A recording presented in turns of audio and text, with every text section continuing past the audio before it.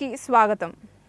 రాష్ట్ర ప్రజలకు కావాల్సింది ప్రజానాయకుడు, ప్రజల మనిషే కానీ రాక్షసుడు కాదని నారా భువనేశ్వరి అన్నారు. నిజం గెలవాలి కార్యక్రమంలో భాగంగా చంద్రబాబు నాయుడు అక్రమ అరెస్టుతో గుండెపోటుతో మరణించిన ఘంటసాల మండలం తాడేపల్లి గ్రామానికి చెందిన కొడారి సుధాకర్ రావు కుటుంబ సభ్యులను నారా భువనేశ్వరి పరామర్శించారు. ఈ సందర్భంగా భువనేశ్వరి తెలుగుదేశం పార్టీ నియోజకవర్గ ఇన్ఛార్జ్ మండలి బుద్ధప్రసాద్, జిల్లా పార్టీ అధ్యక్షులు కొనకళ్ళ నారాయణతో పాటు స్థానిక నాయకులు స్వాగతం తెలిపారు. సుధాకర్ రావు చిత్రపటానికి నివాళులర్పించిన భువనేశ్వరి కుటుంబ సభ్యులను పరామర్శించారు. పార్టీ తరఫున అన్ని విధాలుగా అండగా ఉంటామని భరోసా ఇచ్చారు. అనంతరం భువనేశ్వరి మాట్లాడుతూ చంద్రబాబు నాయుడు నాయకత్వంలో ఆంధ్రప్రదేశ్ రాష్ట్ర అభివృద్ధి పథకంలో నడిచిందన్నారు. చంద్రబాబు ప్రకటించిన సూపర్ 6 పథకాలను వివరించారు. తెలుగుదేశం, జనసేన, బీజేపీ కూటమి అభ్యర్థులను గెలిపించాలన్నారు. మళ్లీ ఇదే ప్రభుత్వం వస్తే రాష్ట్ర ప్రజలందరూ వేరే రాష్ట్రాలకు తరలిపోయే పరిస్థితులు వస్తాయని విమర్శించారు. ఈ కార్యక్రమంలో ఎమ్మెల్సీ పంచుమర్తి అనురాధ, మండలి వెంకట్రామ్, బొబ్బా గోవర్ధన్, మత్తి వెంకటేశ్వరరావు, తుమ్మల చౌదరి బాబు, పరుచూరి సుభాష్ చంద్రబోస్లతో పాటు పెద్ద సంఖ్యలో పార్టీ శ్రేణులు పాల్గొన్నారు. అట్లానే ఆయన రాత్రి పగలు ప్రజల కోసం, కార్యకర్తల కోసం పనిచేశారు. 5 సంవత్సరాలు ఏదో ఒకటి చెయ్యాలి మన రాష్ట్రానికి అనుకుని ఆయన పడుకుని 3-4 గంటలే, మిగతా టైం అంతా 5 సంవత్సరాలు ఆయన మీకే అంకితం చేసుకున్నాను. ఆయన ఎప్పుడు అట్లా పనిచేయటం నా జీవితంలో ఎప్పుడు చూడలేదు. ఆయన చాలా పెద్ద పెద్ద ప్రాజెక్టులు తీసుకొచ్చారు. పోలవరం కానీ, అమరావతి కానీ, అట్లా చాలా ప్రాజెక్ట్ అవన్నీ ఇప్పుడు ఆగిపోయినాయి. మన అన్నదాతలు, ప్రజలు వాటి గురించి చాలా ఎదుర్కొంటున్నారు. కరువు కాలంలో కూడా ఈ ప్రభుత్వం ఏం చేయలేకపోతుంది మన ప్రజలకి. ఇప్పుడు ఆంధ్రప్రదేశ్ అంటే మీ అందరికీ తెలుసు, గంజాయి, భూ కబ్జా, కల్తీ మద్యం, శాండ్ మాఫియా, వీటిల్లో గొప్ప పేరు మన రాష్ట్రానికి. ఒక రాజధాని లేని రాష్ట్రంగా మిగిలిపోయాం. అది ఎంత సిగ్గుచేటో చూసుకోండి. యావత్ భారతదేశంలో ఎక్కడా లేదు, ఏ రాష్ట్రం లేదు మనలాగా రాజధాని లేకుండా. అది మన గొప్పతనం ఇట్లాంటి ప్రభుత్వం తీసుకురావటానికి. అందుకే నేను కోరేది అందరినీ ఒకటి, మీరందరూ కలిసి మీరందరూ ఆలోచించి ముందుకెళ్ళాలి.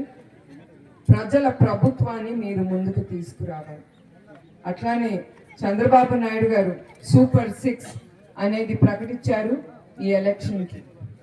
అదేంటంటే 20 లక్షల ఉద్యోగాలు నిరుద్యోగులకి, అట్లానే 3,000 రూపాయలు వాళ్ళ అకౌంట్కి ప్రతి నెల వెళ్తుందండి. మీరే చూస్తున్నారు, చాలా మంది యువకులు ఉద్యోగాలు అంటున్నారు కానీ ఎక్కడ ఉద్యోగాలు లభించట్లేదు. ఎందుకంటే పరిశ్రమలు వస్తే కదా, పనులు జరిగితే కదా ఉద్యోగాలు లభిస్తాయి మీ అందరికీ, మీ పిల్లలకి. వైసీపీ అరాచక పాలన నుంచి ప్రజలు విముక్తిని కోరుకుంటున్నారని ప్రతిపక్ష అభ్యర్థి కొల్లు రవీంద్ర తెలిపారు.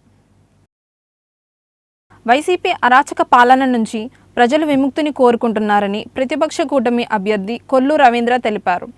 32వ డివిజన్ పరిధిలోని శారదానగర్లో ఆయన ఎన్నికల ప్రచారం నిర్వహించారు. ఈ సందర్భంగా ఆయన మాట్లాడుతూ మచిలీపట్నంలో మంచినీటి సమస్యకు పాలకులే కారణమని, ఈ పరిస్థితిపై పాలకులు సమాధానం చెప్పాల్సిన అవసరం ఉందని అన్నారు. మంచినీటి ట్యాంకర్ 1,500 రూపాయలు చొప్పున విక్రయించుకున్నారని ఆయన ఆరోపించారు. టీడీపీ హయాంలో జరిగిన అభివృద్ధి వైసీపీ నాయకులకు కనబడడం లేదని ఆయన ఎద్దేవా చేశారు. టీడీపీ, బీజేపీ, జనసేన కూటమి ప్రభుత్వం ఏర్పడగానే నగరంలో మంచినీటి సమస్య పరిష్కరిస్తామన్నారు. ఈ కార్యక్రమంలో టీడీపీ, బీజేపీ, జనసేన శ్రేణులు పాల్గొన్నారు. ఈరోజు మచిలీపట్నం శారదానగర్లో ఇవాళ పర్యటన చేస్తున్నటువంటి సందర్భంలో మరి అపూర్వ స్వాగతాన్ని వాళ్ళందరూ కూడా తెలియజేయటం, వెళ్ళిన దగ్గరల్లా కూడా మంచి స్పందన. ఈ అరాచక ప్రభుత్వం పోరాలా, ఒక స్వచ్ఛమైనటువంటి పరిపాలన రావాలా, ఈ రాష్ట్రానికి దిక్కులేనటువంటి పరిస్థితుల్లో ఇవాళ ఈ రాష్ట్రం తయారైందని చెప్పి ప్రతి ఒక్కరు కూడా కోరుకుంటా ఉన్నారు. మరి సమస్యలు ఇవాళ మంచినీళ్ళ సమస్యలు ఎక్కడ చూసినా కూడా మందరపట్నంలో కనబడతా ఉంది. 5 సంవత్సరాలు మేము కట్టినటువంటి ట్యాంకులకు రంగులు వేసుకున్నారు, మేము ఏర్పాటు చేసినటువంటి పైప్ లైన్లు ఓపెన్ చేసుకున్నారు. మేము తెచ్చినటువంటి పైపుల్ని వేసి వాళ్ళు వేసినట్టుగా చెప్పుకున్నారు. ఎందుకు ఇవాళ నీళ్ళ సమస్య వచ్చింది? దానికి పాలకుల యొక్క నిర్లక్ష్యమా, పాలకుల యొక్క స్వార్థానికి ఇవాళ మచిలీపట్నంలో నీటికి కటకట వచ్చిందా అనేది సమాధానం చెప్పాలని పేరు నాని గారిని అడుగుతున్నా. మొన్న ఆయన మాట్లాడతాడు, నేను అధికారంలో ఉన్నానా, అధికారులు మేనేజ్మెంట్లోకి వెళ్ళిందంటారు. ఇప్పటి వరకు పరిపాలన చేసింది మీరు. కాలువలో వదిలినప్పుడు ట్యాంకుల నిండా నీళ్లు పెట్టుకోవాల్సినటువంటి బాధ్యత మీకు లేదా? చెప్పాల్సినటువంటి బాధ్యత మీకు లేదా? మీరు ఎంతసేపు మీ లెక్క చూసుకుంటమే తప్ప ప్రజా సమస్యల గురించి ఏ రోజన్నా మీరు పట్టించుకున్నారా?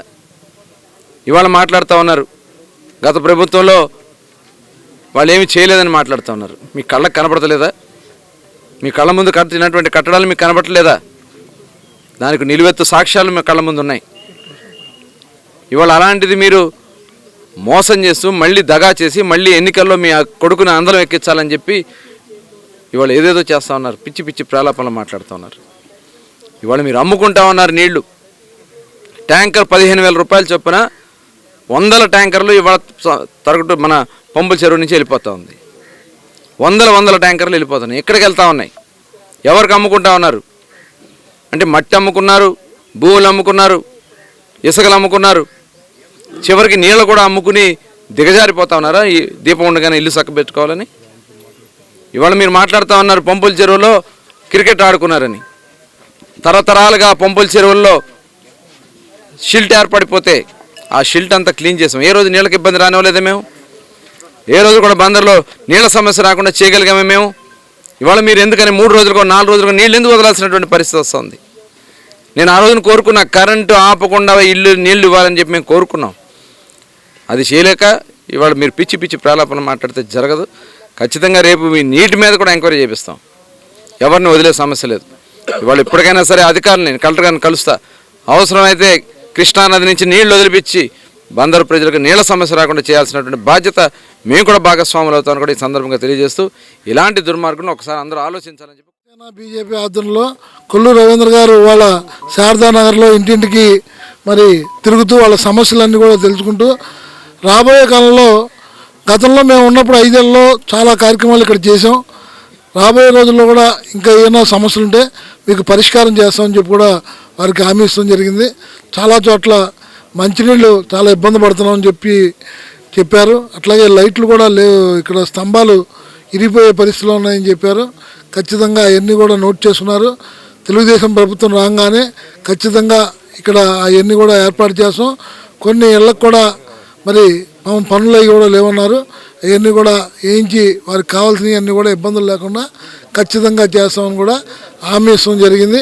మరి ఈరోజు ఈ రాష్ట్రంలో ఈ వైసీపీ ప్రభుత్వం ఏ రకంగా ఉందో ప్రజలందరూ కూడా గుర్తించారు.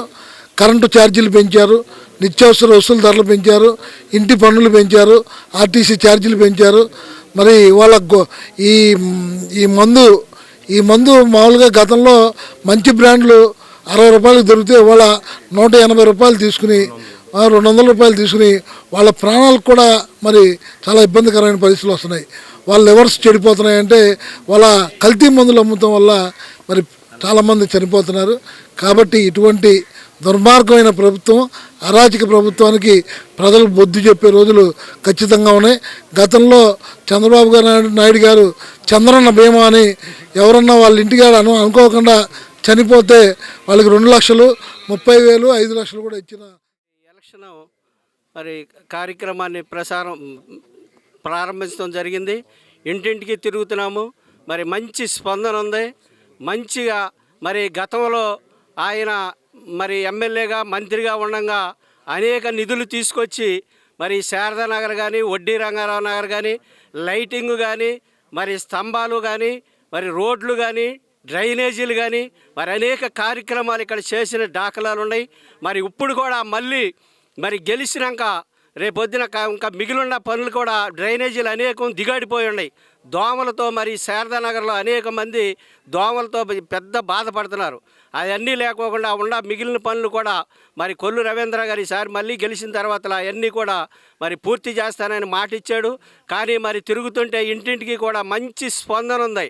మరి తెలుగుదేశం పార్టీకి కానీ, మరి బీజేపీ కానీ, మరి జనసేన కానీ ముగ్గురు ఉమ్మడి అభ్యర్థిగా మరి కొల్లు రవీంద్ర గారిని నిలబెట్టి అఖండ విజయంతో మరి గెలిపిస్తామని మరి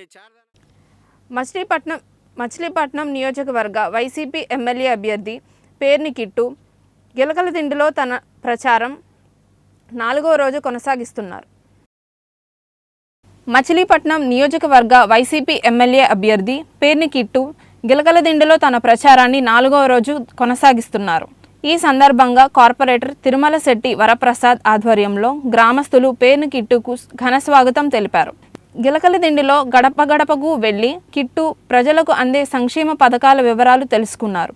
అన్ని వర్గాల సంక్షేమానికి కట్టుబడి పనిచేస్తామని ఆయన హామీ ఇచ్చారు. జగన్ ప్రభుత్వం గత 5 సంవత్సరములుగా అందిస్తున్న సంక్షేమం, అభివృద్ధి తెలియజేశారు. ముఖ్యమంత్రి జగన్మోహన్ రెడ్డి హయాంలోనే port, medical college, shipping harbour వంటివి అభివృద్ధి చెందాయన్నారు. రాబోయే ఎన్నికల్లో తనను బందర్ ఎమ్మెల్యేగా, మచిలీపట్నం ఎంపీగా సింహాద్రి చంద్రశేఖర్ను గెలిపించాలని, రాష్ట్రంలో జగన్ ప్రభుత్వం ఏర్పడేలాగా ప్రతి ఒక్కరూ కృషి చేయాలని ఈ సందర్భంగా కిట్టు కోరారు. ఈ కార్యక్రమంలో వైసీపీ నాయకులు జవ్వాది రాంబాబు, కరుమూరి భాస్కర్ తదితరులు పాల్గొన్నారు. గడప గడపకు మన ప్రభుత్వం కార్యక్రమంలో భాగంగా పేర్ని కిట్టుబాబు గారు మచిలీపట్నం శాసనసభ అభ్యర్థి ప్రతి ఇంటికి తిరుగుతున్నారు. ప్రతి ఇంట్లో కూడా ప్రభుత్వం జగన్ గారు చేసిన సంక్షేమ పథకాలను వివరిస్తూ ఆయన చేసిన మంచి పనులకు తెలియజేస్తూ ఓటు అడుగుతున్నారు. ప్రతి ఒక్కరు కూడా మేము ఖచ్చితంగా జగన్ గారు ఇంత మంచి పని చేశారు, నాని గారు ఇంత మంచి పని చేశారు, ఖచ్చితంగా ఓటేస్తామని హామీ ఇస్తున్నారు. ఖచ్చితంగా జగన్ గారు పాలన చూసి, అలాగే నాని గారి నాయకత్వం చూసి గిలకలదిండిలో 942 పట్టాలు, అలాగే రోడ్లు, డ్రైనేజీలు, అలాగే ఫిషింగ్ హార్బరు, మత్స్యకారులకు ఉపయోగపడే ఫిషింగ్ హార్బరు, ఇలాంటి అభివృద్ధి పనులన్నీ చూసి ఖచ్చితంగా మేము కిట్టుబాబు గారికి ఓటేస్తామని ప్రతి ఒక్క ఇంట్లో కూడా హామీ ఇవ్వడం జరుగుతుంది. ఇది చాలా సంతోషించదగ్గ విషయం. ఎందుకంటే గతంలో చాలా తక్కువ ఓట్లు వచ్చే ఈ ఊర్లో ఇవాళ జగన్ గారు చేసిన పనులు, నాని గారు చేసిన పనుల వల్ల కిట్టుబాబు గారికి ప్రతి ఒక్కరు కూడా మేము మంచిగా మీకు ఓటేస్తామని తెలియజేయడం అనేది అందరం సంతోషిస్తున్నాం. ఈ విధంగా ఇంకా మేము రేపొద్దున గిలకలదిండి గడప గడపకే మన ప్రభుత్వం కార్యక్రమం 4వ రోజు. రోజుకి గడప గడపకి పూల వర్షం కురిపిస్తున్నారు ప్రజలు. జగన్మోహన్ రెడ్డి గారి నాయకత్వంలో, పేరు నాని గారి ఆధ్వర్యంలో చేసిన సంక్షేమం, అభివృద్ధి చూసి ఎవరికారుగా మళ్ళీ జగన్మోహన్ రెడ్డి గారిని గెలిపించుకుంటాం, మళ్ళీ కిట్టుబాబుని గెలిపించుకుంటాం అని చెప్పేసి గత పాలకులు కులం పేరు చెప్పి ఓట్లు అడిగి మా గ్రామాన్ని పట్టించుకోలేదయ్యా. జగన్మోహన్ రెడ్డి గారు వచ్చిన తర్వాత పేరు నాని గారి ఆధ్వర్యంలో మమ్మల్ని గుండెల్లో పెట్టుకుని చూస్తున్నారని ప్రతి ఇంటికి వెళ్తామంటే 10 నిమిషాలు, పావు గంట పూల వర్షం కురిపించి ఆరుదలిచ్చి గడప గడపకి సంక్షేమం అనేది గత 20-30 సంవత్సరాలు ఏ నాయకుడు చేయని విధంగా జగన్మోహన్ రెడ్డి గారు ప్రతి పథకాన్ని మా ఇంటికి తెచ్చి, మేము ఎవరో గుమ్మం తొక్కకుండా, ఏ ఆఫీసర్ అంటే వెళ్లకుండా, ఏ సర్టిఫికేట్ కావాలన్నా, ఏ పథకం కావాలన్నా మా ఇంటికే వస్తుందని, అయ్యా మా ఇంటికాడ కూర్చో గడప గడప. టీడీపీ, జనసేన, బీజేపీ కూటమికి ప్రజల నుంచి విశేష స్పందన లభిస్తుందని తెలుగుదేశం పార్టీ నియోజకవర్గ ఎమ్మెల్యే అభ్యర్థి కాగితా కృష్ణప్రసాద్ అన్నారు. టీడీపీ, జనసేన, బీజేపీ కూటమికి ప్రజల నుండి విశేష స్పందన లభిస్తుందని తెలుగుదేశం పార్టీ నియోజకవర్గ ఎమ్మెల్యే అభ్యర్థి కాగితా కృష్ణప్రసాద్ అన్నారు. బల్లిపరు కాలనీ, సింగరాయిపాలెం కాలనీలో ఎన్నికల ప్రచారం నిర్వహించిన కృష్ణప్రసాద్ మాట్లాడుతూ, తమ కూటమి ప్రభుత్వం ఏర్పడగానే అందరి సమస్యలు పరిష్కరిస్తామని ఆయన హామీ ఇచ్చారు. వైసీపీ ప్రభుత్వంపై ప్రజల్లో తీవ్ర వ్యతిరేకత ఉందని, కొంతమంది బయటపడినా కొందరు భయపడి బయటపడలేకపోతున్నారని, త్వరలోనే ఈ వైసీపీ ప్రభుత్వానికి తగిన గుణపాఠం చెప్పడానికి ప్రజలు సంసిద్ధంగా ఉన్నారని ఆయన తెలిపారు. సిటీ న్యూస్ ఇంతటితో సమాప్తం. నమస్కారం.